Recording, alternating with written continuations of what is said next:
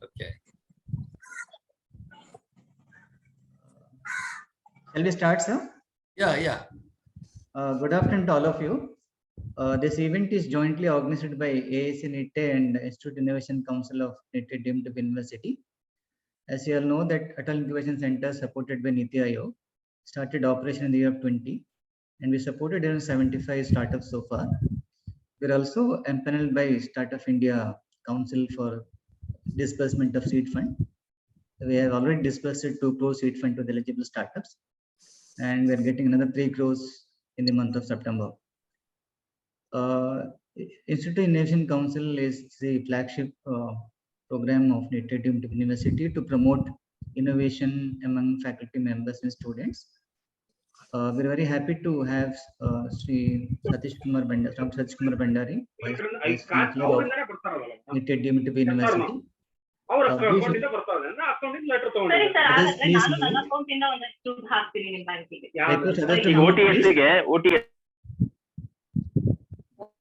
Brief introduction about our Vice Chancellor. Dr Satheesh Kumar Bhandary has been very popular Vice Chancellor of Nitte Deemed University.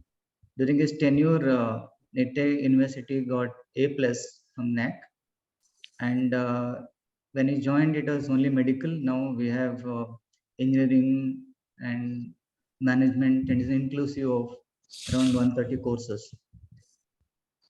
A well-known ENT specialist, a celebrated academician, innovator, well-known professor, and has contributed a lot for the growth of Nitte Deemed University as well as the Keshava of the team for some time. And because of his initiative, we have Institution Innovation Council, and is doing a lot of work in promoting innovation among the students. This brief introduction, sir, I welcome you for the program.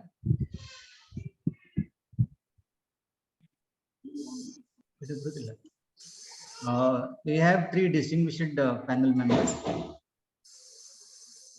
Mr. Gautham, a brief introduction. Gautham has been deeply involved with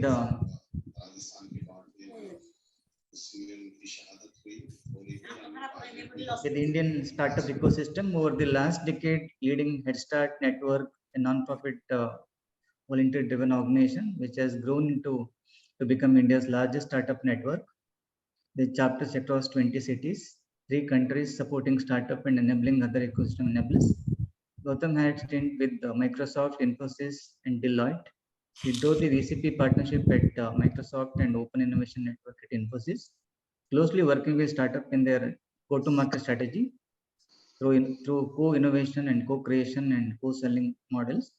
A brilliant chartered accountant and is an excellent startup mentor. With this brief introduction, I welcome Mr. Gautham. Thank you so much, sir. We have Sonakshi Pratap, an young chartered accountant, having 12 years of experience working in investment banking and working with MSMEs. She's a founder and director as KAPSO, leading business broker. KAPSO has been helped over 100 MSMEs either sell their business, raise funds, or raise investment, and in growing acquisition. Gained considerable experience in negotiation, deal structuring. Besides that, she is invested in companies in education sector and open for more investment. She's been traveling widely. I think now she is in US. With brief introduction, I welcome Ms. Sonakshi Pratap. Yeah, thank you everyone. Yeah.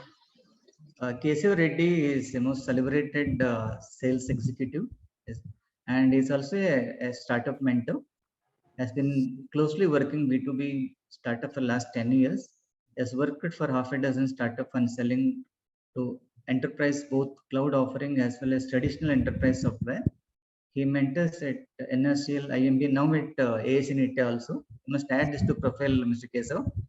Yes, is passionate about supporting entrepreneurship, serves on the board of fellow non-profit organizations, supporting entrepreneurship, Head Start Foundation, Mobile Monday, Bangalore, etc. I welcome you, Mr. Keshava. With this brief introduction, I request our Vice Chancellor to deliver opening address. Good afternoon, very distinguished speakers for this very interesting webinar on funding options for early stage startups. This is Sonakshi, Mr. Gautham, and Mr. Keshava. Welcome to Nitte Incubation webinar. Would have been happy if you had come physically here and participate in this discussion. I think sometime when we get opportunity, I will invite you to be physically be here and mentor our Atal Incubation Center and the people involved in this entrepreneurship and startup activity. Dr. A.P. Achar, the person who is responsible for all of us to be here in this webinar, and Dr. Sriniketan is our director for Institution Innovation Council, and other distinguished guests and all the participants in this interesting webinar. It's my privilege to be part of this webinar. In spite of some other engagements, I am here because of my respect for activities of Atal Incubation Center, one of the very flagship institution of the university, and is doing very good work, and is one among the 25, the first consignment, or if I can call it in that way, is the first 25 Atal Incubation Centers in the country. I congratulate AP Achar and his team for doing his very wonderful work, and also Institution Innovation Council, which was set up about 2 years back by the university under the leadership of Dr. Sriniketan, a renowned professor, retired professor of NITK. He's also doing wonderful work in doing kindling interest of incubation, entrepreneurship, innovation among the student and faculty of the university. Congratulations, Professor Sriniketan, for all your efforts, what we are doing in bringing very accomplished entrepreneurs and people from the industry for various discussions, which is being organized by this organization. I welcome the panelists. Greetings from Nitte Incubation University. As you all know, startups are the keys for entrepreneurial growth of the country, and they are really the germinating seeds or the foundation for business pyramid in the country. And university got the responsibility of creating not only knowledge society, and also we have got a responsibility of converting this knowledge into skills, vision, wisdom, innovation, and entrepreneurship. Unfortunately, it was not happening. And recently this interest has been started. Today's research and innovation has become an integral part of the higher education system. And as you all know, new education policy, which has been formulated by under the leadership of the very renowned academician, this has become a very, very important part of new education policy. And even I think if I can quote one country which has taken this example is Germany. In the 19th century, Germany was, I understand, it was like us, mainly agrarian society. What they did, they gave the mandate for the university to start research and innovation. I think now you know where is Germany, where it is placed in entrepreneurship and startups and innovation. Unfortunately, our country, particularly our university, did not take much lead on research and entrepreneurship. And till recently, I should congratulate our Professor Dr. Kasturingan, the architect of new education policy. He stressed about research and innovation, even from the primary education and to the higher education. And the support of the government is quite evident that we are doing good in this particular area in the last 2-3 years. I understand India is now placed third place in the regarding startup. We are third among the countries, and thanks again to the government for what encouragement what it's giving, and the demographics also very favorable to our country, and the government, various government schemes and funding agents are also helping in people starting startups. It's very, very encouraging development what's happening in the country. And I was going to the economic survey of 21-22, understand more than 14,000 startups have been recognized in 1 year. And I understand now there are more than 83 unicorns in the country, and 44 among them started in the year 21. And just today I was reading about an article about the role of Indians in American unicorns. I understand almost we are leading among all the countries in the start of unicorn startups in US. I understand 64 of them. This just today's Hindu I was reading, and I'm really proud that Indians are doing good even in US in having larger startups.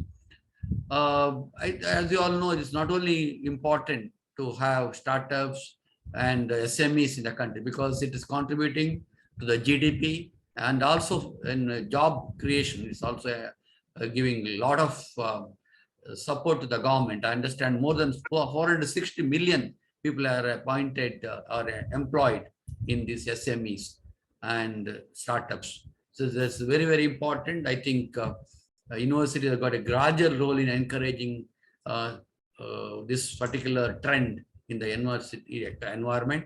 I understand that Tata Incubation Center, and also we have got a technology enabling center in the university. There's one among the 9 centers in the country. Supported by the DST. It's also doing a good job in enabling the startup ideas among our faculty and staff. I congratulate them. And as I know, it is not always bed of roses. There is a lot of hiccups. We talk about the success stories, but there are people who have burned their fingers by having startups, and everything depends on the funding. Also very important part of the this startup business.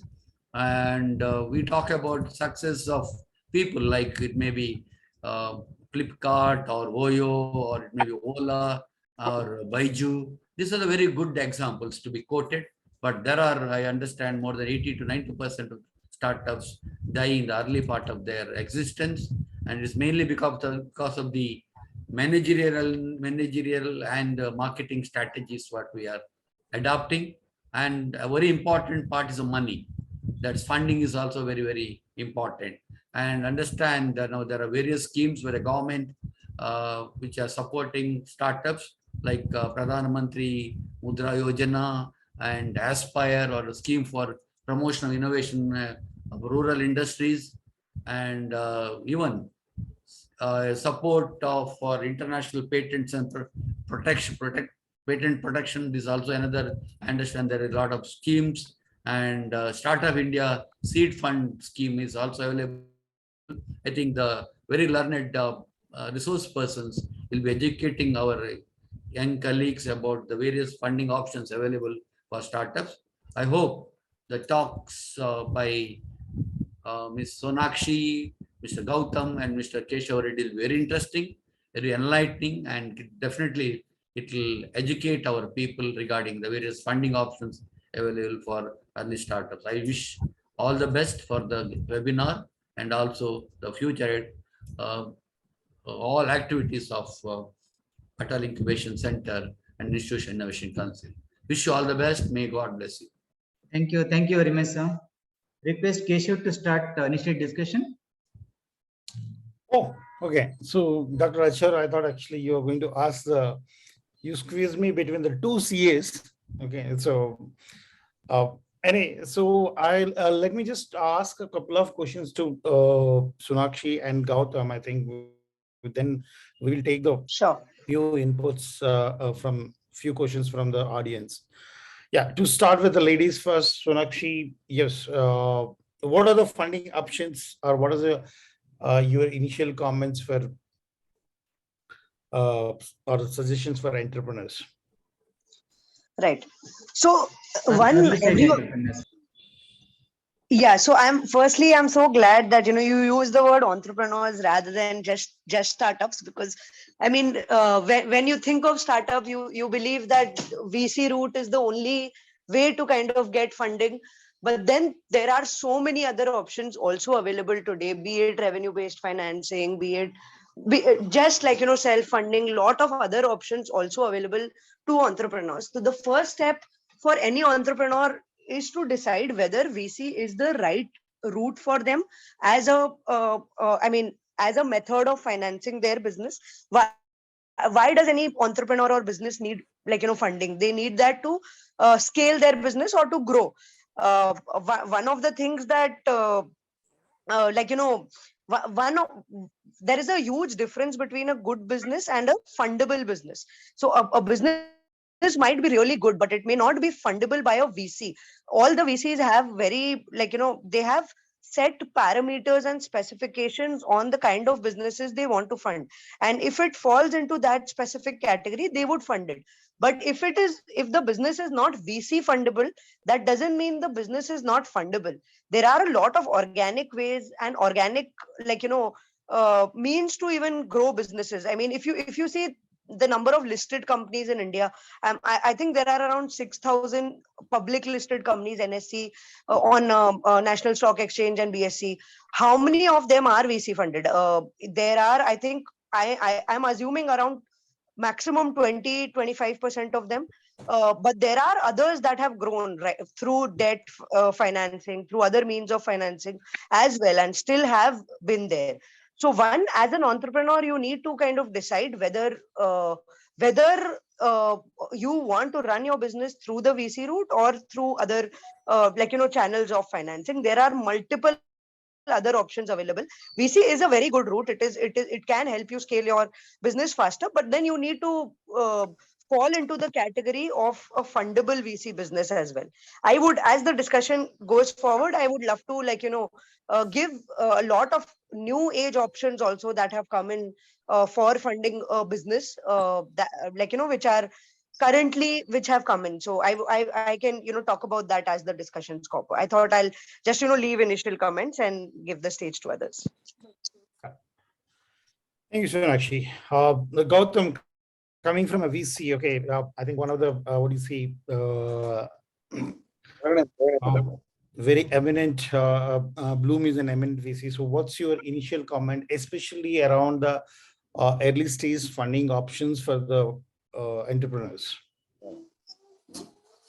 A very good afternoon to everyone, and wanted to acknowledge the initial comments by Sonakshi as well. Very beautifully put.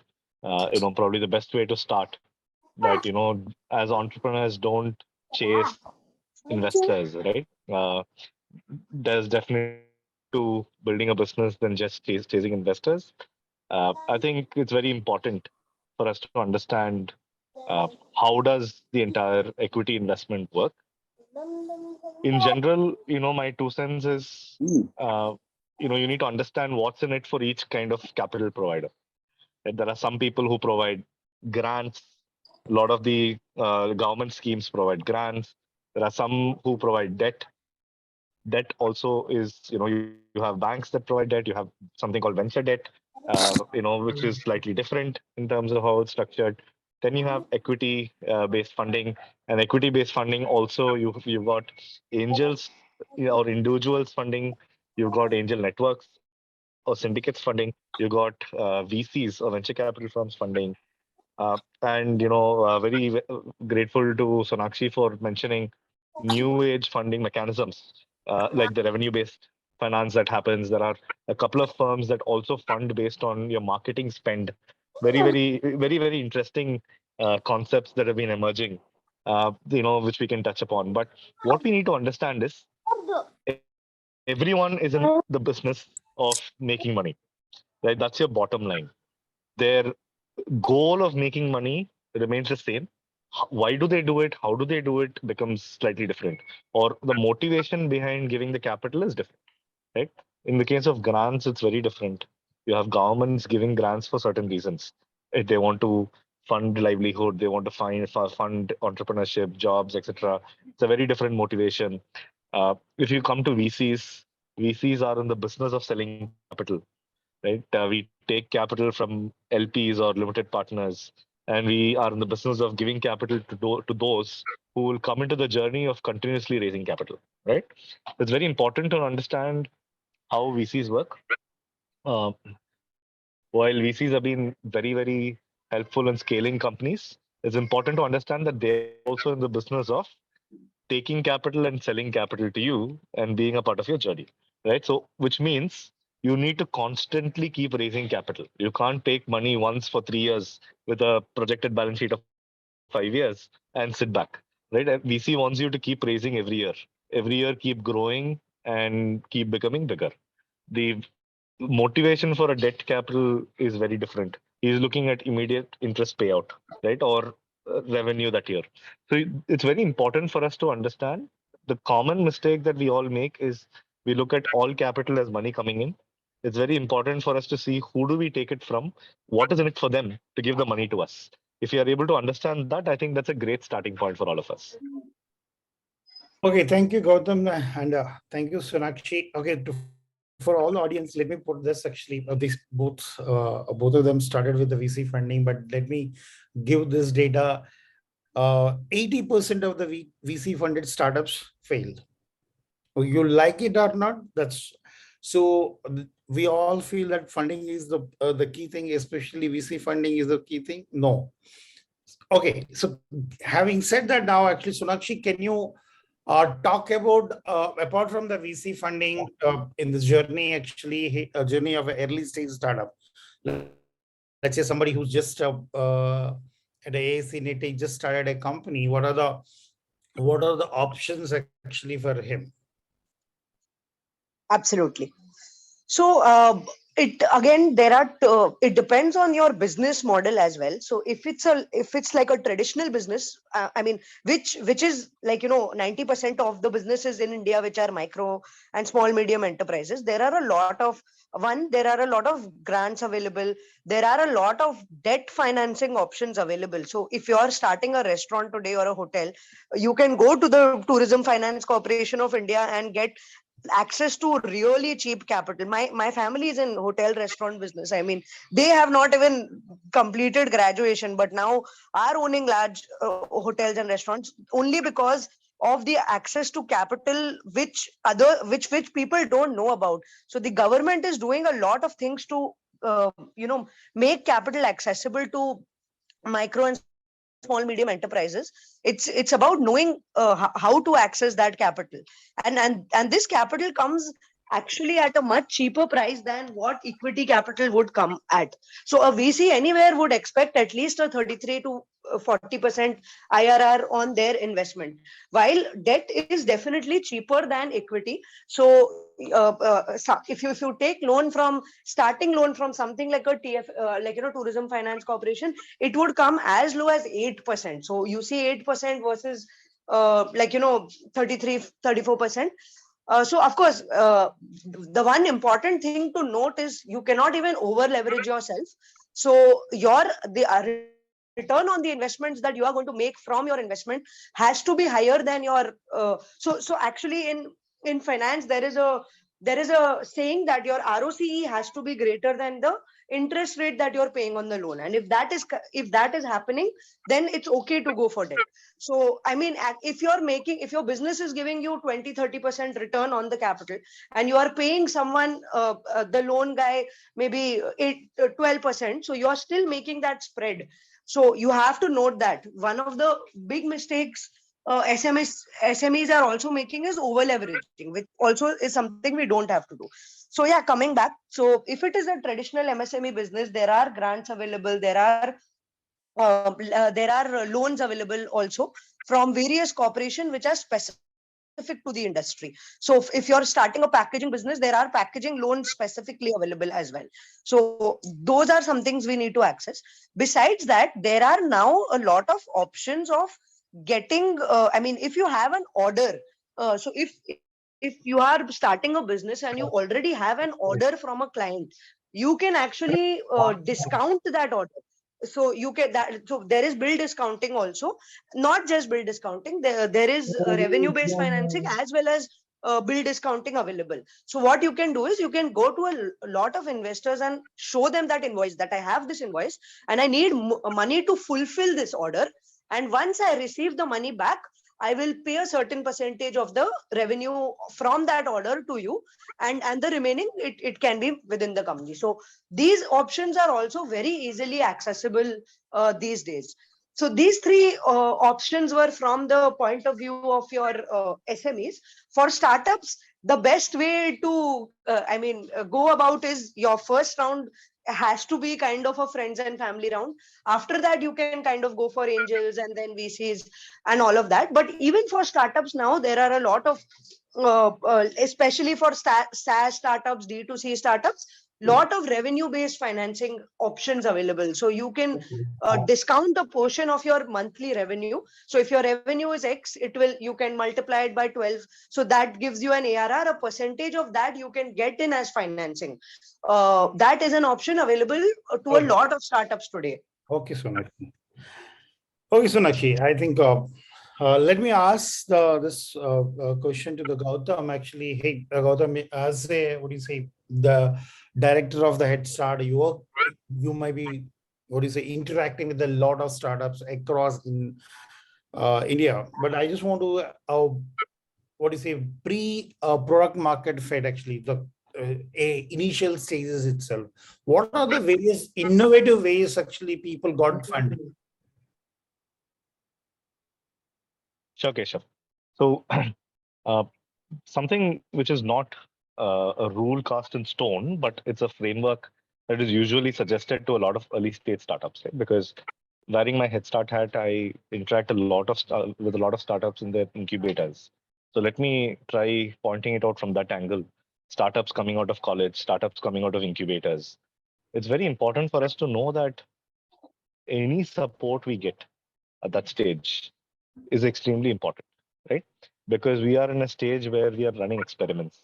We are in a stage where we are taking our ideas to an MVP or a pilot that we'll put together to test our ideas, test our concepts. So at that stage, the best capital that I would suggest for all of you is try making use of the grants available, right? Because there are so many grants available. There are so many organizations ready to help you out, right? As entrepreneurs, what is important for us to remember is the entire entrepreneurship journey is a very emotionally draining journey. Number one rule is we should take a oath to say, I will be shameless. If we don't say that, we are ready to fail in this journey. I must be shameless to share my ideas with mentors. I must be shameless to pitch my idea to potential team members. I must be able to shamelessly pitch to potential customers or potential users I can test it out on. I must be able to shamelessly pitch to potential investors. Could be anyone. So bottom line, at the early stage where you still are an idea, you're still testing out the concept, you haven't started selling a product, try making use of the various grants, right? So at the AIC itself, you would have the Startup India Seed Fund scheme where there's a grant option available. You have the Nidhi Praya scheme. You have, the EIR scheme that is available. So there are a lot of schemes if you, see across the state government as well as the central government. The different agencies are now competing to provide support to startups, which is a great place to be in. In fact, if there is one word I would say, the time to start up is now, because every government agency is also competing to see how they can support us. Make use of the grant support till you have a product that you can go and sell. Once you've identified that you validated the concept, you've built a POC or you built an MVP, you're ready to now build it for the market. Go ahead and raise your first friends and family round. It could be your friends, your family, your inner circle. Don't go to people who don't trust you yet. Go to people who give you money because it is you, not because you're building something big. Even if you're building something else, they must be ready to fund you. Those are the people. Go to them, raise that initial capital. Don't look at a 3-year projections, 5-year projections. Take only enough capital that will take you to market. That's all you should do. Take that and head to market.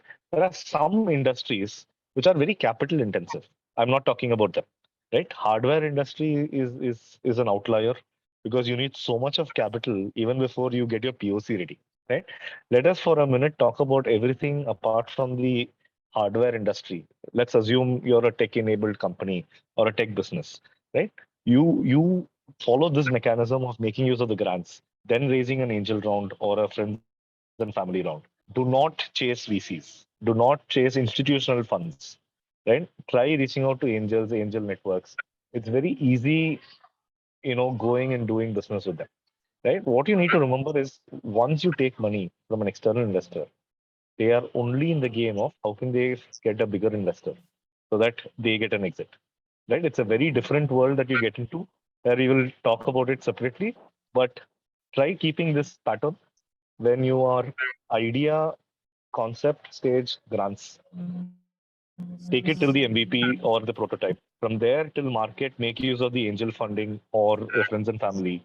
Once you hit the market, then you go ahead and reach out to your institutional funds. Don't touch debt. Don't touch debt till you start making revenue, Okay. please.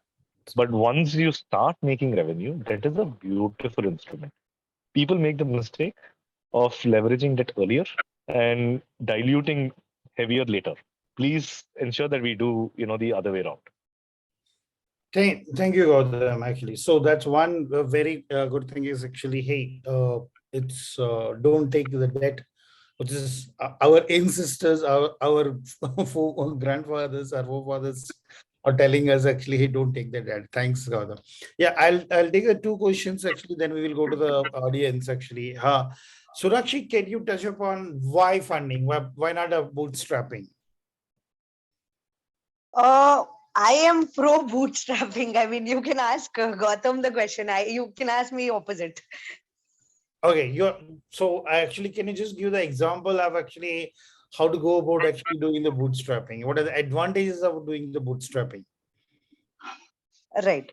So, see, of course, every company cannot bootstrap, and there wouldn't be unicorns in this country or the world without raising funds. So, it totally depends on the nature of the business that you are in. If you are in a high growth tech startup which is competing with other guys who have raised money, there is no other option than to raise. And it is the VC money that has helped build so many unicorns in the country. So I totally respect that. However, again, it is not for everyone. There are you need to know what category do you fall in. And okay, so in terms of bootstrapping, I am a very, very big believer that there is nothing better than revenue.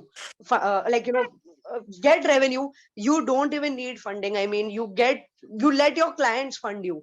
Let even before you start your business, get your I mean I have done that multiple times. I've seen so many people do that. If they have a good idea, they go to, like, even before launching, they go to like at least like 100 200 people and ask them that, will you pay for this product?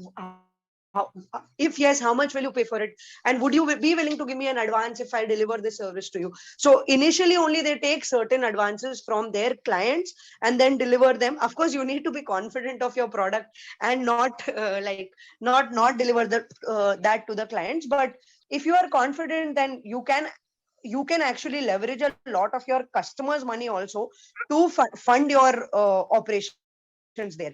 And there is no better business model where you can take money from the clients first and then deliver the service later, because you get that uh, working capital. Your working capital cycle in that case is negative, so you can actually use that funds to also develop that. But yeah, I mean, see, bootstrapping is a slower process. It's a if a funded startup would take maybe 3 years to go there, to reach somewhere, bootstrapping would take 6 years 7 years. It could take longer as well. It's a choice, but you need to know what works for you. Okay, Sonakshi, thank you. Gautam, in the similar lines question, see, whenever early stage startups going for the funding, what are the key questions they face from the investors, be it a family friends round or whatever, angel round? What are the key questions they should be ready to address actually? So let me answer this from a early stage startups point, right? Yeah. Which is where many of our startups working with our incubator also will be relevant.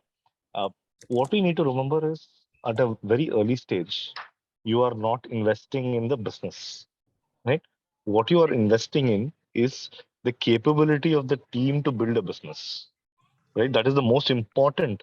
There are multiple factors. Every investor looks at multiple factors. There are 5 to 6 standard factors that most of the investors see, but which I will touch upon. But what you need to remember is the most important factor that everyone looks at is, while we try estimating the potential of a business to be built over a few years, and that's what we also call, we use words such as TAM, target addressable market, how big can your potential market be, which allows us to see how big can this grow, right? How big can this grow is a function for an investor to see how many subsequent funding rounds will potentially be squeezed in, right? For an investor to also get an good exit out of it. What it means is typically how good is the team today at a concept stage, how best are they equipped to build this business that big, and why is this team of two founders or three founders the best equipped to build what they say they want to build than someone else in the room who can also possibly build that, right? Are you bringing something different to the table where if I give you 1 crore, you will be able to build the business better than someone else in the room who also gets the same 1 crore with the same idea. And that is the differentiator that every investor is hunting for. If any of you do not get funded, it is probably because the investor wants to see why are you best suited to build what you want to build with the money that you feel you want, right? And what is it that you probably bring in terms of your expertise or your aggression to execute or your conviction in terms of success or the clarity of thought you bring. So most important piece is the clarity of thought that the founding team brings to the table is extremely over leveraged by most of the best investors, right? Because ultimately the good investors know that once we put in money, we are not going to run the business. Right? We can only open doors and guide you. You have to run the business. You have to build. The vision has to take a shape. So it ultimately comes down to how good the team is. What market are you in? Is the market, something that deserves a lot of money for you to keep buying growth, or is it something that you can create a niche because it's an empty space already, right? So a lot of these factors are definitely considered. So at an early stage, most important piece is how convincing do the founders seem with the idea that they have and the way in which they will execute the idea, right? It's not just an idea, right? Execution eats idea for breakfast, lunch, dinner. It's not just how good the idea is, but the clarity you bring in being able to execute that better. So in my view, Keshav, team is who we back at the early stage, nothing else. But of course, it's also the team in what space they are and how confident they are to execute that idea into what they think they will. Okay, Gautam. So I agree with you. Actually, I when I do my angel investments, I do only based on the team. I see the cohesiveness of the team, whether they work together or they went to the college together, and what is their subject matter experts and everything. Anyway, so guys, actually, you can start asking, raise your hands or asking the questions. Actually, you can put it actually. Before we go further, I just okay. I'm a chief revenue officer at E2E Networks, which is a Blume funded company, went to an IPO. My previous company was actually Blume funded company, which has got an exit actually. Yeah, having said that, I had a lot of failures. I'll say that we raised the VC fund and we folded the company. That also happened actually. That's my initial experience. And actually, one thing you have to ask yourself is don't go by the simple, straightforward theories. Always look for, is there any other options? Okay. Think in the direction of effectual thinking. Okay. What it means is, can I get it in other means? Okay. Define actually why you need the funding. If you need the funding for the specific reason, let's say for the salary of the employees or getting your cloud bills or something else, see, is there anybody who can sponsor that? Our customer can be funded. There can be crowdfunding options. Actually, there are many more options. Barter system can be one. The services, you can take the services and give the equity. That also can be a model. There are many models out there. Many models can be experimented. But what my suggestion is, look for the alternatives is what. With that, actually, let me, anybody, okay, Gautham. Yeah, Gautham Nayak, actually, can you ask your question? Yes, Keshav, and I just wanted to add to the beautiful point that you said. Uh, you know, uh, be relentless in asking for support. Right? There is support available. There are people ready to help, but you need to ask. Right? You will hear 9 people saying no. You will hear 5 people who are not even responding, but that's fine. There'll be one person who's always ready to open the doors for you, and we can't get rejected or dejected by those 9 or 10 no's, right? So that is something I want all of you to internalize, that you will hear no's. It doesn't mean it's the end of the road. It only will help you fine tune your story better, or help you identify how you reach out to and whom you reach out to better. Right? There's always a learning in every no. Fantastic. So I've got a couple of questions here. Keshav, I'll quickly take that. Uh, Yeah. so I think there's a couple of questions around idea stage funding, and especially the funding winter, right? So my 2 cents is, please don't think of any funding winter. Keep building. Funding winter, people who are already unicorns can think of it. At an idea stage, there is no funding winter.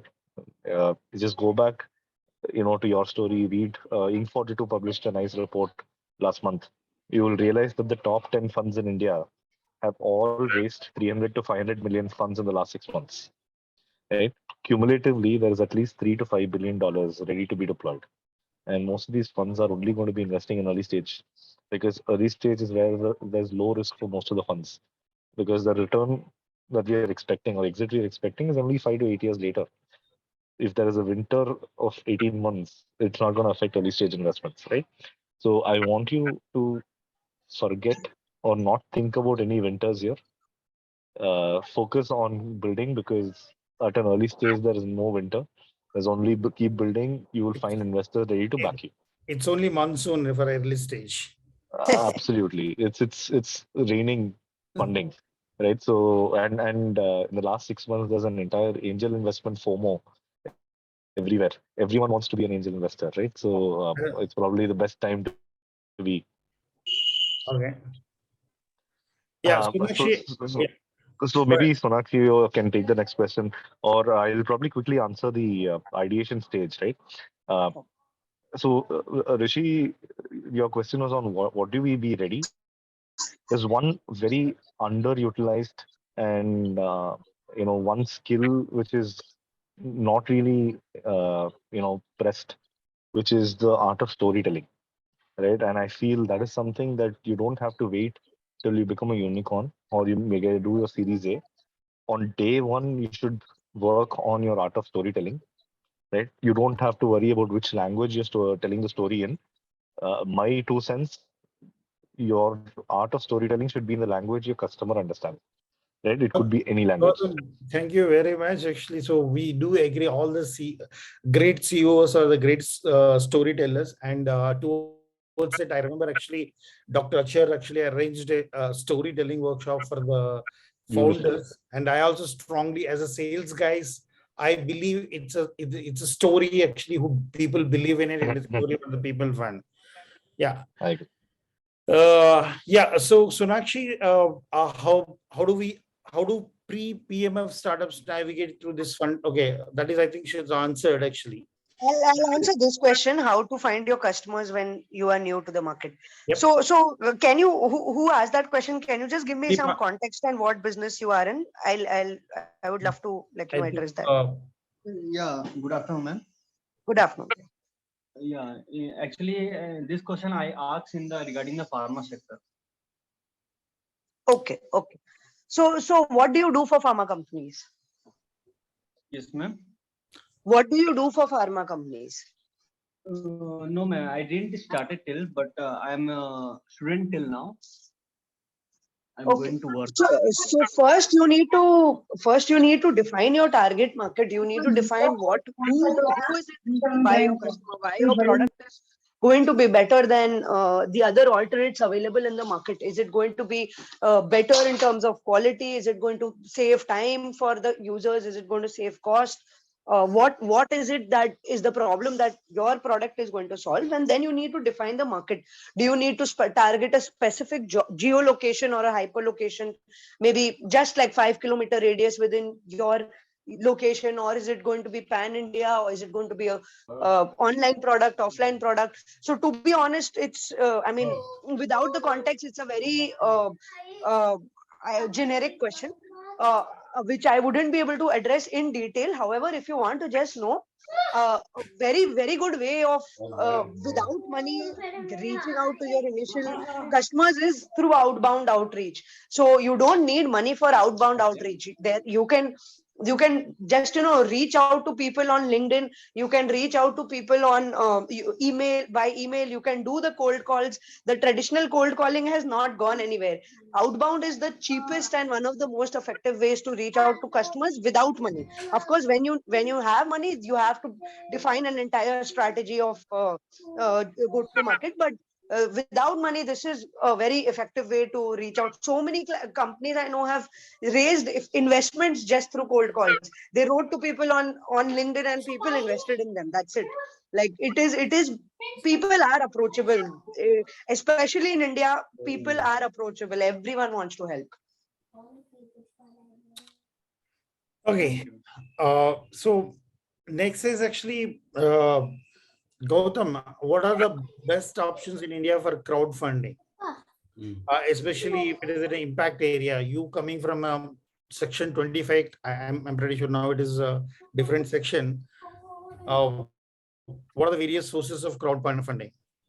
Do you want to take that, or Sonakshi? I think Gautham can take that. I think Gautham have a flight. I think he might have. Gautham, are No you there? problem. Yes, Keshava, I couldn't hear you for the last 10 seconds. My screen froze. So what are the best options in India for the crowdfunding? So it's a unclear area in India. Because in the US, what it means is you're able to crowdfund from many people across the country, across the world against equity. But in India, you still can't, right? You still can't crowdfund against an equity. What typically happens on some of these platforms that was mentioned is you are basically, taking pre-orders, or these are basically crowdfunding for your product or for the revenue, or these are donations, right? So it's either typically two things happen. The crowdfunding that happens is either donations that people give and they don't expect it back in return, or they, pre-order or fund the product that you're trying to make. So there is always something in return that you may give, which is either get them visibility or a thank you note whenever you launch, or you give them a product or a sample, something that you return. So that is how it typically happens in India, unlike what you have in the West, which is against equity, where you can crowdfund, right? So you do have some of the modern platforms that are enabling, a format of crowdfunding, like how Tyke has been pretty active in doing that, allowing folks to invest as low as 5,000 rupees. But you should understand that the nature of instrument is very different, right? Which is where you will have a lot of these, being raised against convertible notes, being raised against, different underlying instruments, which today are not equity. Because in India, you still cannot raise in public markets without being listed from retail investors, which is not equity, right? So unless you have complete clarity as a founder on the investment process, do not enter it, right? Anyway, Even so if someone's guiding you. Gautham, he's asking about the social causes. I will say that apart from the Impact Guru, Milop, and the Keto, actually you have Rangria also is one of them. So he's asking about the social causes part, this thing. Okay. Next one, actually, Sonakshi, is there any valuation for early stage startups without revenue? Of course. I mean, a lot of companies. And what factors of the valuations depends on for early stage startups? Right. So a lot of most of the companies that have got early stage have done it without revenue. So then there are various methodologies of valuing companies. I'll name three of them. One is the discounted cash flow method, where you predict the future cash flows, and then you kind of discount it at a current price. Second is your comparable valuation, where you kind of see a similar transaction that has happened in the industry, and what valuation did that happen at. So if a previous company has been funded, what was the approximate valuation of that specific company that it got valued at. And then third is obviously it's not relevant to startups, but your cost method, where you can what's the cost that has gone into building that product and a markup on that which is done. So valuation is a very, like, it's a very subjective topic which requires a session in itself. Wouldn't be able to address it here, but in short, yes, like a lot of companies, including companies like maybe a Khata book or whatever, did not have any revenue and raised 75-80 million as well. So it depends on the traction. So they need traction, they don't need revenue. Traction could be number of users, it could be number of app downloads, number of people using the platform. So some sort of traction is needed, which may or may not be revenue. Okay. Okay. Thanks. Actually, I think Sonakshi, that's well put. Actually, what are the three methods of evaluation? Everything. Gautham, can you just actually, what is the difference between the convertible notes and convertible debentures? So something that all of you should remember is equity is not the only way in which funding is raised, right? A very popular method these days, you would hear the word safe note being used. What is very common in US, you have a lot of funds using that as well, right? But ultimately, India also, India also among the angels. Correct. So we've been doing a lot in HIC as well, right? We've been doing everything is safe note investments.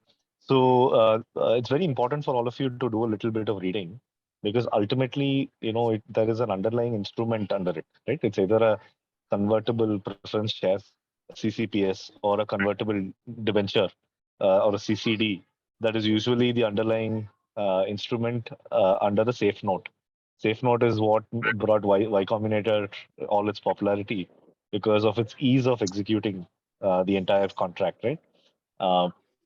So I think what you need to know is these are also options available for you. You need not necessarily hit only the direct equity route, right? CCPS or CCD is also possible. Try reading about Safe Note. In fact, Safe Notes are sessions that we can do for just an entire hour on why is a Safe Note good instrument, because at times you don't necessarily have to invest by putting a valuation. You can raise money without a valuation, right? So for someone who wanted to know, I'm at an idea stage, I don't know what I'm worth, because a lot of times valuation at a very early stage is your ability to convince the investor on why you're worth that much. Then, because ultimately, I mean, though I'm a CA, I'm saying this, ultimately the Excel sheet numbers can be moved up and down depending on what you want to show, right? So it's the ability to convince the investor on why you're worth whatever you say. Safe Note at an early stage is a great way to raise investments, because you don't necessarily have to have a cap. You can allow the market to determine what you're worth once you utilize the funds and you're headed towards the next round. So it's a very, very important concept, though we are not touching in depth today. Yeah. It allows you to raise money at a future valuation. Thank you, Gautham. Thank you. Sonakshi, what should be the time frame to really start searching for funding? So, see, I suggest that you should not raise funds to build your business at the moment. You should raise funds to grow your business, especially the VC stage. So you shouldn't raise at least till you have initial traction and have figured out your business model. And once you have figured it out, then you need money to scale. That is where you should get the investors' money is. I mean, I tell everyone, don't raise to build, raise to grow. There initially to build, you can use other ways of techniques and other like your grants and friends and family around, all of that. But yeah, once you've reached a stage where you believe that now money is the reason that your business is not growing, that is where you need to raise. Okay. Keshav, I have a point to add to Sonakshi. I'll probably end my conversation with that. I have a flight in 5 You have minutes. a flight to catch, kind of. Yeah. Correct. So, when you start raising money from external investors, tell yourself that it's a full-time job, right? It's a full-time job of continuously meeting new investors for your next round. Uh, it's a full-time job managing existing investors and their conversations. So whenever you're ready to keep aside time as one of the founders to manage and keep meeting investors, and that's your full-time job, not building the product, not meeting customers, not managing your team. Whenever you're ready, as the investor relations being your full-time job as a CEO, then get into external funding. So that's my 2 cents, because it takes more time than what you think it will take. Thank you, Absolutely. Gautham. Actually, Yes. having raised so many times, actually, I can vouch for that. My 2 cents there is very simple, guys. Actually, whenever you need at least money in the 9 months down the line, at least minimum of the 9 months runway should be there without those funds. Actually, if you need funds 1 year down the line, start raising now. Okay, that's what it is. Minimum actually is required. Okay. So I will not say that, hey, you either it is build or it is to grow. You can raise the money. I know that a lot of what is a successful companies, actually the back of the envelope actually is a story which is raised.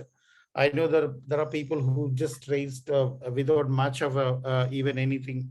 They plan to build actually with, if you have a good story, people believes in the stories. That's what it is. Okay, so I think Gautham has to go actually.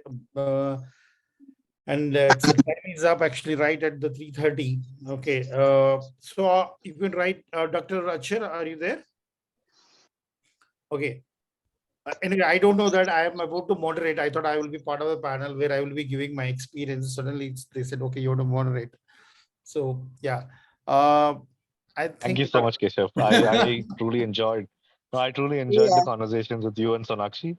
Yeah. So thanks so Thank you much so for much putting this again. together. Okay, guys. Thank you very much, Sonakshi. I know that actually it's early, very early in the morning, actually, or middle of the night in US. Okay. No, no worries. No I worries. know Gautham actually it's the last minute's request you joined. Thank you very much. Okay, guys, have a wonderful Pleasure. day and have a Thank great you. Have a great weekend. Thank you. bye bye.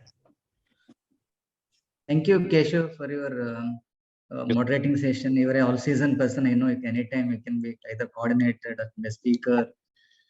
Thank you very much for your valuable time. Thank you. Thank all the participants for joining this program. And So any they can send queries- out their questions. Actually, Sonakshi and Gautham can answer. Actually, yeah, they can send the questions to you, sir. Then actually, Sonakshi, me, or Gautham can give the details later. Okay. Happy to help. Okay. Bye. Have a great weekend, guys. Thank you so much. Bye.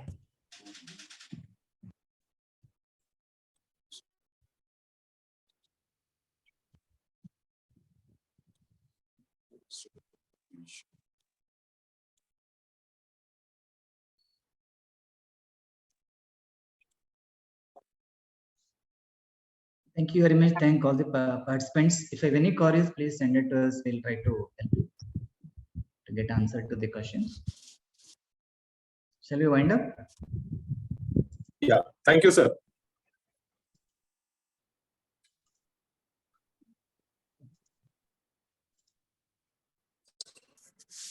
Thank you, Acharya. Thanks a lot.